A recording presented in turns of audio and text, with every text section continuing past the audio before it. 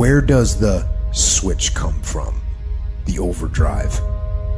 It is the thing that allows you to go the extra distance, to dig a little deeper, to push a little harder. It takes both emotion and logic to reach your maximum potential, to really give everything you have, to go beyond your limits. Because emotion and logic will both reach their limitations. And when one fails, you need to rely on the other. When it just doesn't make any logical sense to go on, that's when you use your emotion, your anger, your frustration, your fear to push further, to push you to say one thing: I don't stop. When your feelings are screaming that you have had enough, when you think you are going to break emotionally, override that emotion with concrete logic and willpower that says one thing: I don't stop. Fight weak emotions with the power of logic. Fight the weakness of logic with the power of emotion.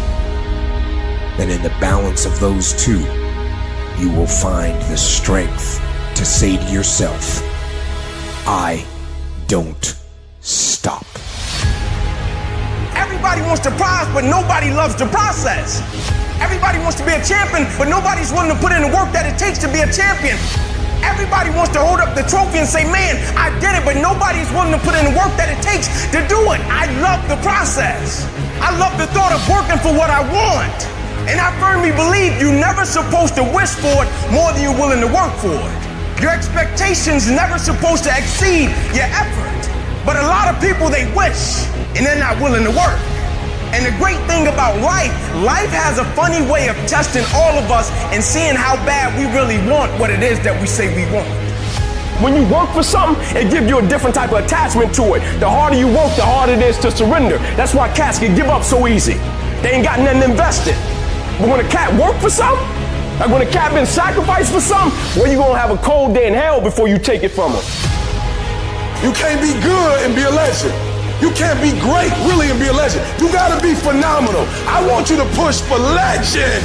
It is the process of the grind that shapes you and forms you. It's not the game. You think you become a champion on the field? You don't. You become a champion when ain't nobody watching you. You're doing your own drills and your own way. You're doing what coach tell you to do, and you're doing your own stuff. You become a champion in the dark when ain't nobody looking. You don't become no champion when you put no doggone helmet on. You become a champion the way you eat. You become a champion the way you think. You become a champion in your grind. When nobody knows what you're doing. When you putting in those extra reps. When you watching those videos and you getting inspired. When you change your music and you just get on stage and you shine. It's the process that makes you sweet.